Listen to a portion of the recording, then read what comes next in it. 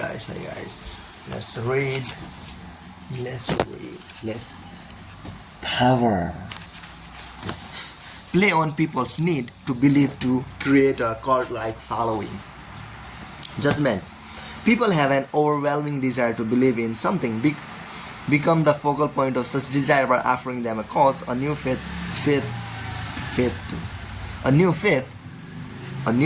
to follow. Keep your words vague but full of promise. Emphasize enthusiasm over rationality and clear thinking. Give your new disciples rituals to perform. Ask them to make sacrifices on your behalf in the absence of organized religion and grand cause. Your new belief system will bring you untold power. The science of charlatanism, or how to create a cult in 5 easy steps. In searching as you must for the methods that will gain you the most power for the least effort, you will find the creation of a cult-like following one of the most effective. Having a large following open up all sorts of possibilities for deception.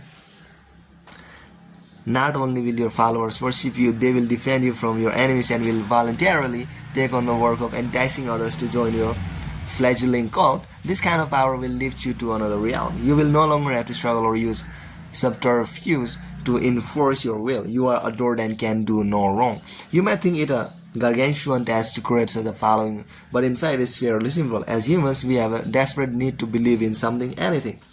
This makes us eminently gullible. We simply cannot endure long periods of doubt or of the emptiness that comes from a lack of something to believe in. Dangle in front of us some new cause, elixir, get-rich-quick scheme, or the latest technological trend or art movement, and we live from the water as one to take the bait. Look at history. The chronicles of new trends and cults that have made a mass following for themselves and could fill a library. After a few centuries, a few decades, a few years, a few months, they generally look ridiculous, but at the time they seem so attractive, so transcendental, so divine. Always in a rush to believe in something, we will manufacture saints and faiths out of nothing. Do not let this gullibility go to waste. Make yourself the object of worship. Make people form a cult around you. The great European charlatans of the 16th and 17th centuries mastered the art of cult making. They lived as we do now in a time of transformation. Organized religion was on the wane, science on the rise. People were desperate to rally around the new cause or faith. The charlatans had begun by peddling health elixirs and alchemic shortcuts to wealth. Moving quickly from town to town, they originally focused on small groups until by accident they stumbled on a truth of human nature. The larger the group they gathered around themselves, the easier it was to deceive.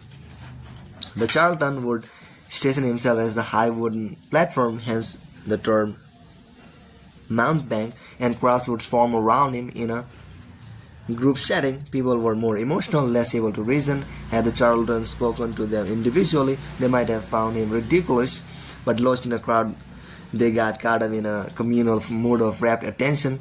It became impossible for them to find the distance to be skeptical, and even efficiency in the charlatan's ideas were hidden by the zeal of the mass. Passion and enthusiasm swept through the crowd like a contagion, and they reacted violently to anyone who dared to spread a seed of doubt. Both consciously starting this dynamic over decades of experiment and spontaneously adapting to these situations as they happen, the charlatans perfected the science of attracting and holding a crowd, molding the crowd into followers and the followers into a cult.